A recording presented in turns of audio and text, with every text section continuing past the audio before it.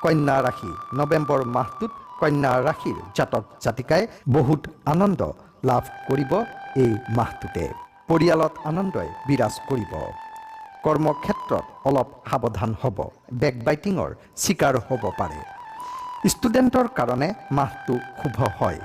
ব্যৱসায়ত ডিচিশ্যন লওঁতে লং টাৰ্ম গ'ল চিন্তা কৰিহে ল'ব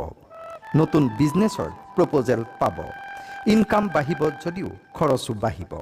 পুৰণা বেমাৰে আমনি কৰিব পাৰে আঁঠু জইন আদিৰ সমস্যা অথবা আঘাতপ্ৰাপ্তি হ'ব পাৰে মাতৃৰ শৰীৰ ইমান ঠিক নাযাব লাভ লাইফত অলপ সৰু সুৰা কাজিয়া হ'ব পাৰে চম্ভালি ল'ব আধ্যাত্মিকতাৰ দিশে গতি কৰিব